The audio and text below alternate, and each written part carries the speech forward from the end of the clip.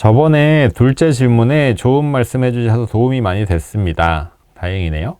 둘째가 선생님이 답변해 주시는 영상 보더니 의욕이 샘솟아서 더욱 열심히 하는 중입니다. 감사합니다. 네, 좋네요. 이번에는 큰애 질문을 드려보려고 해요. 수학을 엄청나게 싫어하는 큰애는 초6이고 중학교 1학년 2학기 도형 부분 합동 파트 하고 있습니다. 확실히 대수 파트에 비해 너무 어려워하고 정답률도 확실히 많이 떨어져요. 1학기는 정답률이 좋습니다. 2학년 1학기까지 갔다가 도형 부분이 너무 약해서 다시 하고 있어요. 문제는 도형 부분은 개념 유형서의 정답률은 좋은 편인데 준심화서의 정답률이 많이 떨어집니다. 왜 그런지 보니 유형서는 이런 유형으로 푸세요 라고 설명해주고 연습할 수 있는 문제가 쭉 나오니 생각하지 않고 풀어내니 정답률이 좋고, 생각하지 않고 풀어내니? 이거 조금 아이러니한데요. 생각하지 않고가 아니라 그걸 이해하고 따라하는 방식이 적용될 수 있는 문제들 이니까 연습할 수 있으니까. 그렇다고 다 공식처럼 가르쳐 주는 건 아닐 거예요. 물론 그런 내용도 있지만. 네. 그리고 준심화서에는 그런 게 없으니 문제를 어떻게 접근해야 할지, 대체 어떻게 풀어야 할지에 대해 생각이 안 드는 것 같더라고요. 또 1-2 안에 있는 소단원들을 섞어서 테스트를 보면 많이 점수가 나오지 않아요. 같은 맥락이겠지요. 이런 경우엔 어떻게 헤쳐나가야 할지 앞이 막막합니다. 1-2를 이렇게 헤매니 2-2도 너무 걱정이 됩니다. 많은 문제를 접하게 해야 할지 준심화서 정답률이 떨어져도 계속 손도 못 대는 문제들을 시도해보라고 응원해줘야 할지 이제 곧 중학생인데 걱정이 많습니다. 선생님 말씀 듣고 싶습니다 해주셨어요. 일단은 저는 개념서나 유형서에서 이런 유형들, 이런 방식으로 생각하는 유형들, 이런 생각들을 할 줄 알고 이런 방식을 해볼 수 있어야 돼 라고 하는 게 유형서라는 부분이 이제 그런 게 장점이죠. 그런데 심화서로 가면 한 문제 한 문제가 그러하지 않잖아요. 그냥 주어지잖아요. 그러니까 말하자면 따라하면 풀리는 초등수학 같은 경우가 심화서 할 때 이런 생각을 배워야 돼. 근데 그렇게 해도 어려워요. 네, 그렇게 해도 어려워요. 심화서는 그렇게 해도 어려운 건 사실이긴 합니다. 이건 사실. 네, 사실 체크고요. 일단 아이가 어려워하는 부분, 어려워하는 영역 이런 부분에서는 지금 말씀하신 것처럼 2-1까지 갔다가 1-2로 돌아왔다고 말씀하시는 것처럼 노력을 더 많이 하면서 극복되도록 해야겠죠. 네. 그리고 준심화서에 문제를 어떻게 접근해야 될지 이런 부분이 어려운 그 접근 방법 이런 것들도 학습이 돼야 돼요. 그러니까 말하자면 안 됐어요. 못 풀었어요. 그러면 얘를 어떻게 하는 건지에 대한 학습이 돼야 돼요. 문제를 풀었다로 넘어가는 게 아니라 얘는 왜 못 풀었어? 이런 부분 때문에 못 풀었구나. 이런 생각들을 할 수 있어야 되구나. 이런 부분들이 학습이 되어야 되겠죠. 그리고 특히 이제 합동이나 작도나 이런 부분들 어렵죠. 어렵고 안타깝게도 2-2가 더 어렵습니다. 닮음 나오고 이렇게 하는 2학년 2학기 도형이 더 어려워요. 2학년 2학기가 이제 피크예요. 제일 어렵고 3-2는 좀 쉽고요. 그래서 어려워하는 부분들은 많은 문제를 접해야 하는 건 사실인데 문제의 양이 중요한 게 아니고요. 문제의 양이 중요한 게 아니라 못 푼 문제들도 정확히 어떻게 하는 거야 라는 걸 배우고 그리고 나서 그 유사한 문제들을 적용하는 연습을 해봐야 되는 거예요. 이게 유형서에서는 아까 말씀드렸잖아요. 유형서하고 준심화서에서 차이에서 아이가 그걸 그냥 따라해서 잘한다 이렇게 생각할 수도 있지만 그 책의 정답률에서는 물론 그렇게 생각할 수도 있지만 중요한 건 뭐냐면 어떤 어려운 문제를 푸는 데 있어서 정답률은 낮을 수 있잖아요. 정답률은 낮을 수 있지만 지금 푼 문제의 정답률이 낮을지라도 이걸 다시 학습하고 나서 이렇게 하는 거구나 하면 뒤에 나오는 문제에 대한 정답률은 높아져야 되잖아요. 근데 유사 문제에 대한 그 연습이랄까? 학습 연계랄까? 이런 부분들이 이제 심화서가 유형서에 비해서 약하니까 학습하기는 좀 어렵죠. 그렇기 때문에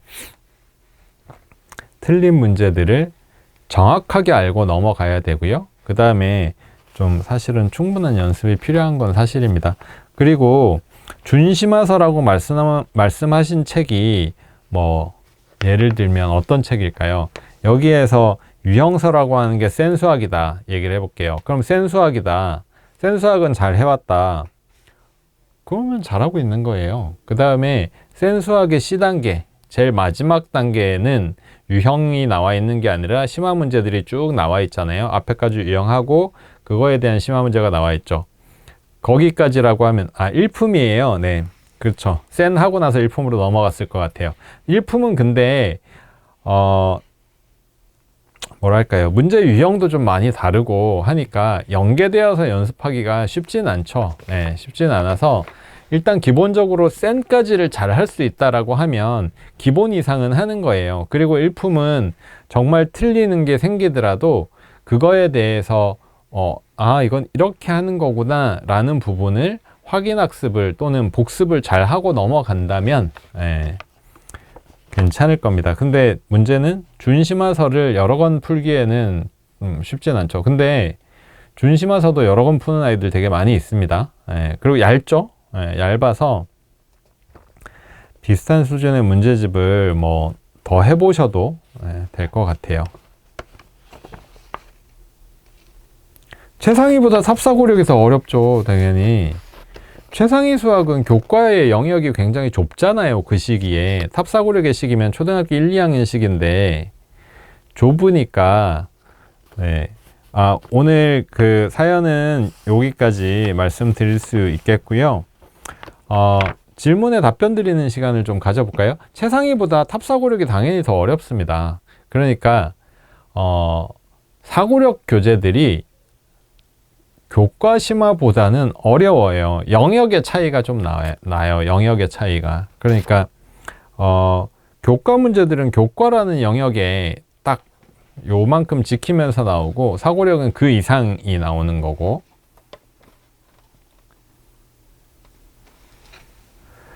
센수학 단계별로 난이도가 궁금해요. 중학교 1-1 황소에서 했는데 2-2는 버거웨에서 집에서 해보려고요.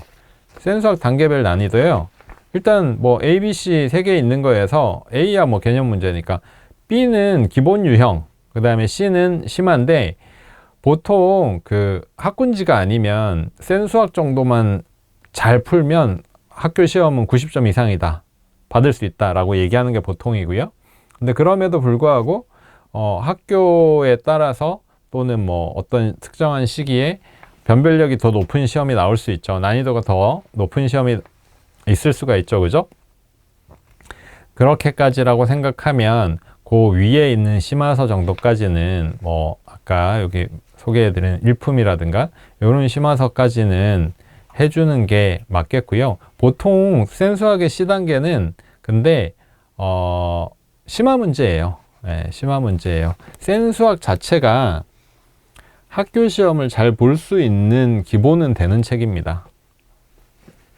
초6과정 하고 있는 초5입니다. CMS 다니며 학교 숙제 외에 집에서 최상위 S 엄마 숙제로 풀리고 있습니다. 집에서 최상위와 최상위 S를 풀리는데도 학원에서 단원 마무리 평가를 보면 많이 틀려요. 어려운 문제보다는 쉬운 문제를요. 선생님 말씀으로는 단순 문제도 끙끙거리며 푼다고 하더라고요. 참고로 집에서 최상위 S 정답률이 80-90%예요. 와, 80-90%인데 개념 문제를 틀린다면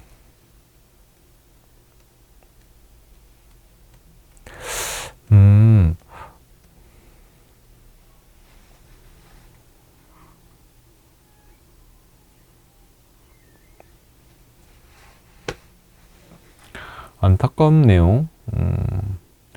집에서 공부할 때는 그렇게 집중도 하고 어려운 문제들을 잘 푸는데 쉬운 문제들을 풀린다.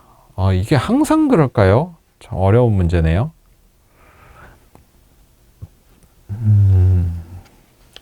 집중력의 문제도 아닐 것 같은데 선생님이 지켜보고 있는데 단순한 문제도 끙끙거리면서 푼다. 좀 디테일하게 아이를 잘 몰라서 쉽게 말씀드리기가 쉽진 않은데요.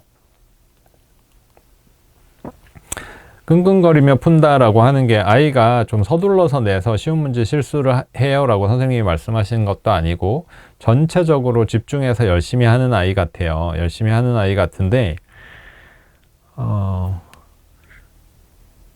글쎄요, 이게 어떤 문제일까요? 매 단원 그렇다라고 하면 이거는 정말 그 기본적인 부분들, 그러니까 말하자면 이제 책으로 치면은 유형서 이런 다양한 문제들을 못 풀고 너무 심화서만 풀어서 그 단원의 어떤 전반적인 문제들을 잘 모르는 건 아닐까요?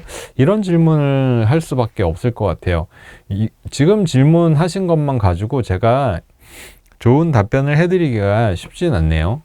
아이가 어떤 아이인지도 그렇고, 네, 요 정도로 말씀드리고 좀 절제를 해야 될 것 같습니다. 네, 오해할 수도 있고 좀 복잡할 것 같아요. 어쨌든 다 실수는 아니라는 부분이니까 이해를 못하는 부분이 있다라는 건데요.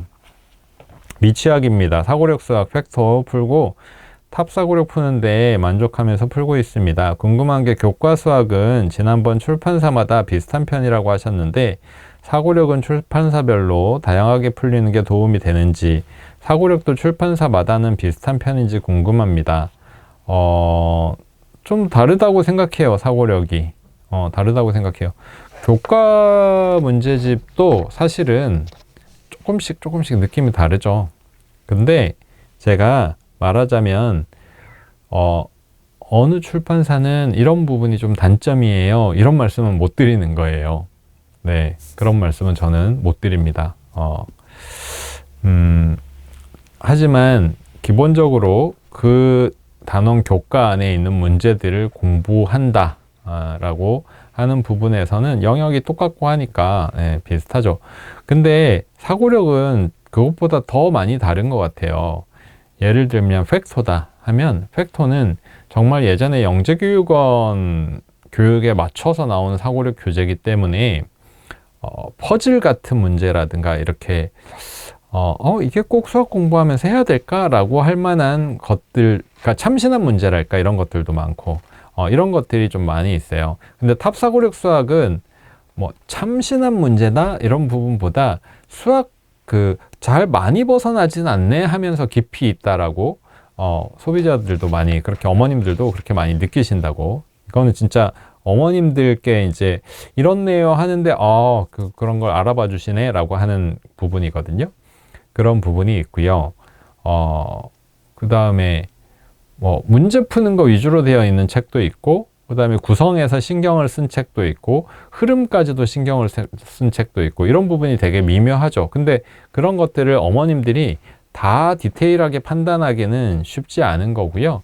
그래서 이거는 책을 서점에서 살펴보시고 아이와 맞겠다, 요런 느낌은 맞겠다, 요건 그래도 점차 뭔가 하게 되어 있네, 또는 이거는 다 문제 나열에 가깝네, 이런 부분들, 그 다음에 생각하는 걸 좀 도움을 주려고 하네, 안 하네, 뭐 이런 부분들로 차이를 보시고 하시면 될 것 같아요. 나머지들은 실력 차이에 대한 실력 차이가 아니라 나머지들은 그 난이도 차이에 대한 부분들로 봐야 되겠죠.